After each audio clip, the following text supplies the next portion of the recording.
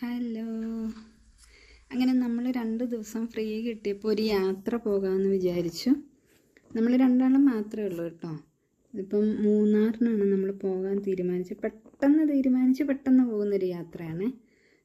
നമ്മളിപ്പോൾ ഉള്ളത് ഇടുക്കിയിലാണ്. അതുകൊണ്ട് തന്നെ ഇവിടുന്ന് മൂന്നാറെന്ന് പറയുമ്പോൾ 2-2.5 മണിക്കൂറേ യാത്ര വേണ്ടി വരുന്നുള്ളൂ. നമ്മൾ വീട്ടിൽ നിന്ന് ഇറങ്ങിയപ്പോൾ തൊട്ട് നല്ല അടിപൊളി മഴയായിരുന്നു കേട്ടോ. നമ്മൾ ഈവനിങ് ടൈമാണ് ഇറങ്ങിയത്. അതുകൊണ്ട് തന്നെ അവിടെ ഒരു റിസോർട്ടിലൊരു റൂം നമ്മൾ ബുക്ക് ചെയ്തിട്ടുണ്ടായിരുന്നു.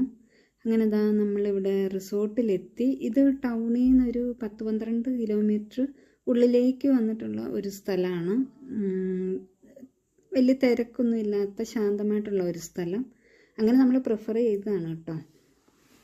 ഇവർക്കിവിടെ 7 കോട്ടേജാണുള്ളത്. അതിലൊരു കോട്ടേജാണ് നമ്മൾ ബുക്ക് ചെയ്തിട്ടുണ്ടായിരുന്നത്. ഇപ്പം വിളിച്ചപ്പോൾ തന്നെ അവർ പറഞ്ഞിരുന്നു നൈറ്റ് ഷെഫ് ഉണ്ടാവില്ല, നൈറ്റിലേക്കുള്ള ഫുഡ് നിങ്ങൾ തന്നെ കൊണ്ടുവരണേ എന്നൊക്കെ. അപ്പം നമ്മൾ വിചാരിച്ചു റൂമൊക്കെ ഒന്ന് വന്ന് കണ്ട് സെറ്റിലായിട്ട് ഫുഡിൻ്റെ കാര്യം തീരുമാനിക്കാമെന്ന്. അപ്പോൾ ഇതാണ് കേട്ടോ റൂം. ഒരു ചെറിയ ഫാമിലിക്ക് അത്യാവശ്യ സൗകര്യങ്ങളോടൊക്കെ കൂടിയിട്ടുള്ള നല്ലൊരു റൂം തന്നെയായിരുന്നു. നല്ല ക്ലീൻ ആയിട്ടുള്ള റൂം. നമുക്ക് ഒരുപാട് ഇഷ്ടപ്പെട്ടു.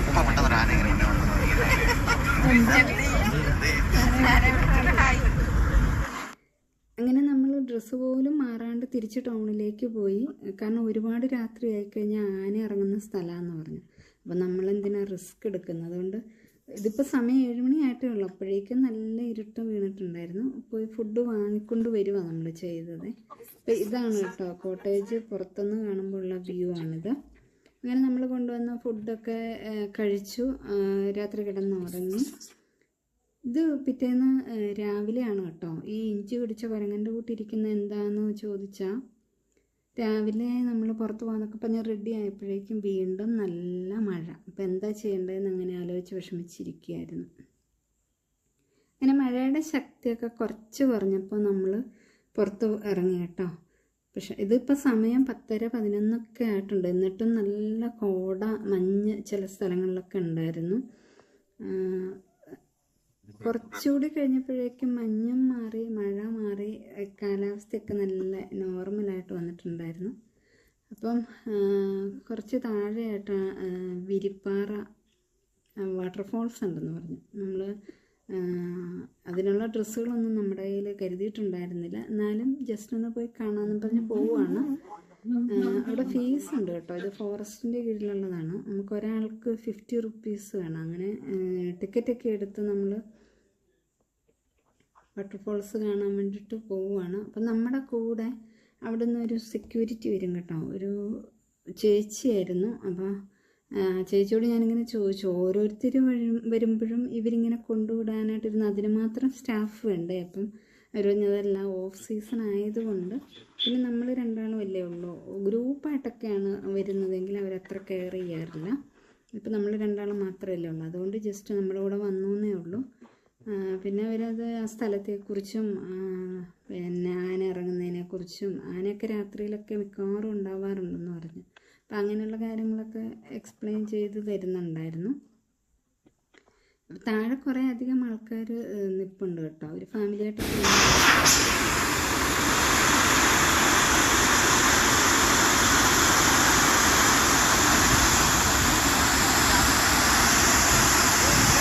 അപ്പോൾ ഇതാണ് കേട്ടോ വെള്ളച്ചാട്ടം. ഇതെന്ന് വെച്ചാൽ ഒരുപാട് ഹൈറ്റിൽ നിന്ന് വരുന്ന വെള്ളമല്ല.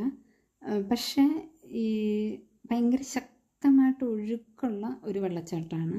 അപ്പം നല്ല മഴയുള്ള സമയത്ത് ഇവിടെ ആരെയും ഇറക്കി വിടാറില്ല എന്നാണ് പറഞ്ഞത്. കാരണം അത്രയ്ക്ക് ഡേഞ്ചറായിട്ടുള്ള ഒരു വെള്ളച്ചാട്ടമാണ്.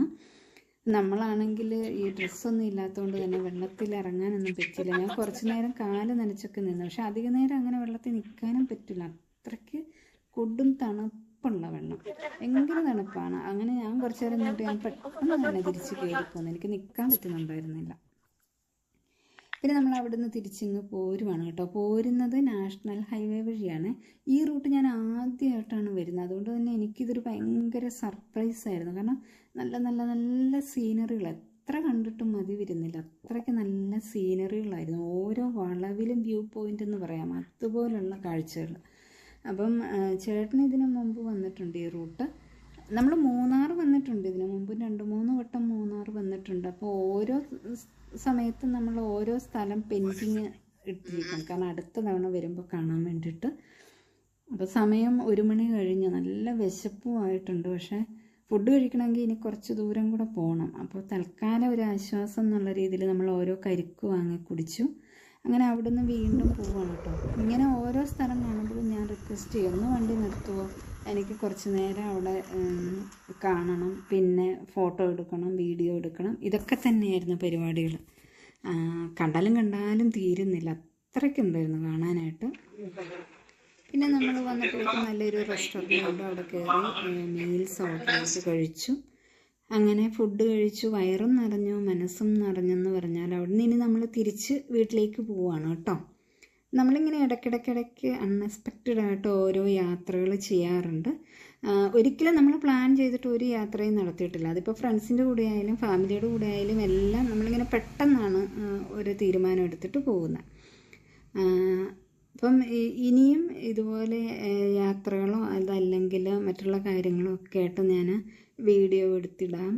നിങ്ങളിത് കാണുന്നവർ ഒന്ന് സപ്പോർട്ടൂടെ ചെയ്തേക്കണേ. അപ്പോൾ അത്രയേ ഉള്ളൂ. ബൈ.